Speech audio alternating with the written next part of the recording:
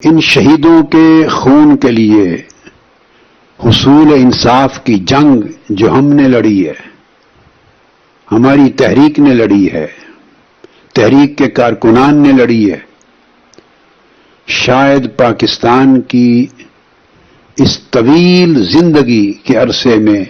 کوئی ایک جماعت اور تنظیم اور طبقہ اس کی مثال پیش نہیں کر سکتا۔ قربانیاں جو دی گئیں، نہ ان قربانیوں کی مثال کوئی پیش کر سکتا ہے، اور جنہوں نے اس قربانیوں سے وفا کی، نہ اس وفا کی کوئی مثال پیش کر سکتا ہے۔ آج کے دن تک بلا خوف و خطر ڈٹ کر جرأت ایمانی کے ساتھ حصول انصاف کی جنگ میں رواں دواں ہے، مگر اس ملک کے نظام کے حوالے سے جو چیز انتہائی افسوسناک ہے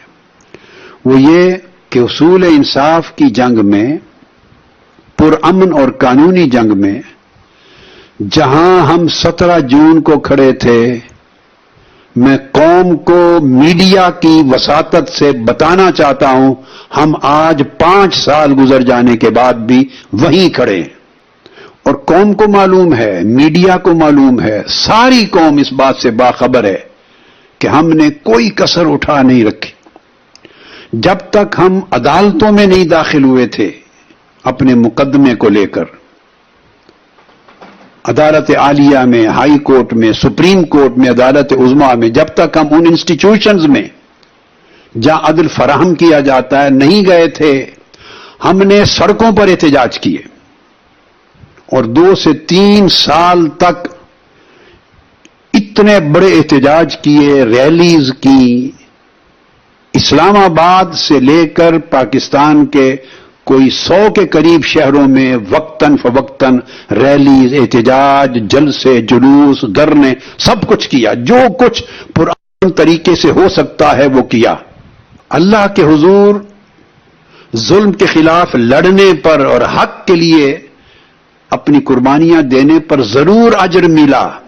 اللہ کی رضا ملی، حق کے لیے لڑ رہے تھے، اس میں کوئی شک نہیں، مگر اس ملک کے نظام سے کچھ نہیں ملا۔ نظام ظلم کے ساتھ کھڑا رہا، نظام ظالموں کو بچاتا رہا، نظام قاتلوں کے ساتھ کھڑا رہا، نظام نے شہیدوں کا، مقتولوں کا، کمزوروں کا، بے سہاروں کا، مجبوروں کا، اس نظام نے ساتھ نہیں دیا۔ پھر ایک سٹیج آئی کہ اس سے زیادہ اب عدالتوں کے پلیٹ فارم سے دور نہیں رہ سکتے تھے، پھر بامر مجبوری ہمیں عدالتوں میں داخل ہونا تھا۔ پھر جب عدلیہ کے پلیٹ فارم پہ ہم چلے گئے اپنی درخواست لے کر عدل کے حصول کی، انصاف کے حصول کی، تو پھر ہم سڑکوں کا احتجاج نہیں کر سکتے تھے۔ ہر شخص کو معلوم ہے جب آپ عدالت میں چلے جاتے ہیں، اور ایک عدالت میں نہیں بلکہ ساری عدالتوں میں چلے جاتے ہیں، ڈسٹرکٹ کورٹ میں بھی چلے جاتے ہیں، ہائی کورٹس میں بھی چلے جاتے ہیں، اور سپریم کورٹ میں بھی چلے جاتے ہیں، اور کیس ان تمام عدالتوں کے ضلعی عدالت سے لے کر عدالت عالیہ اور عدالت عظمیٰ کے ٹیبل پر آ جاتے ہیں، تو اس کے بعد سڑکوں پر احتجاج کی گنجائش نہیں رہتی۔ ججز حتیٰ کہ چیف جسٹس نے کیٹیگوریکلی پھر کہہ دیا کہ اب آپ کا سڑکوں پر احتجاج کرنے کا جواز نہیں، کیس اب ہمارے پاس آ گئے، ہمیں فیصلے کرنے دیں۔ ضابطہ بھی یہ ہے، آئین اور قانون کے احترام کا طریقہ یہ ہوتا ہے۔ اس دن کے بعد ہم نے عدالتی سطح پر قانونی جنگ کی حد کر دی، اور میں میڈیا کے ذریعے قوم کو بتانا چاہتا ہوں، اس وقت استغاثہ کیس جو چل رہا ہے دہشت گردی کے میٹر پر لاہور کی عدالت میں، ان 2 مقدمات کو میں چھوڑ کر کہہ رہا ہوں، اسی کیس ماڈل ٹاؤن کے ثانیہ کے کیس کے سلسلے میں ہم high court, Lahore high court اور سپریم کورٹ آف پاکستان میں 8 اپیلوں میں گئے ہوئے ہیں، 8 اپیلوں میں۔ میں میڈیا کے ذریعے دہرا کر یہ بات کہنا چاہتا ہوں کہ ہماری 8 اپیلیں زیر سماعت پڑی ہیں۔ تیسری بار پھر دہرانا چاہتا ہوں، پچھلے سالوں سے ہماری 8 اپیلیں सुप्रीम कोर्ट ऑफ पाकिस्तान में और लाहौर हाई कोर्ट में 8 अपीलें जेर समाअत पड़ी हैं सानिया मॉडल टाउन के सिलसिले में इंसाफ तलबी पर। मजलूमों को, मकतूलों को, उनके कमजोर वारसों को इंसाफ दिलाने के लिए 8 अपीलों में गए हुए हैं। ऑफ कोर्स हर एक के लिए वो कला हाई कोर्ट और सुप्रीम कोर्ट की सतह के अलग अलग करने पड़ते हैं।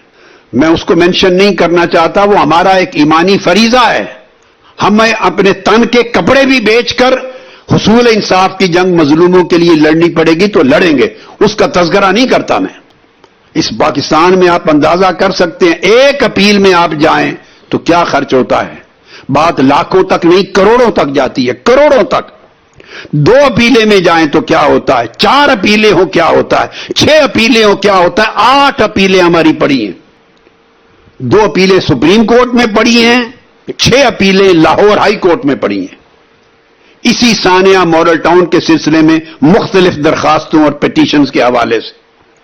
इसलिए मैंने कहा कि जहां हम 2014 में खड़े थे हुसूल इंसाफ के बाब में, वहीं आज खड़े हैं। हुकूमतें बदली मगर निजाम नहीं बदला। निजाम पहले भी जालिम के साथ था, निजाम आज 2019 में भी जालिम के साथ है।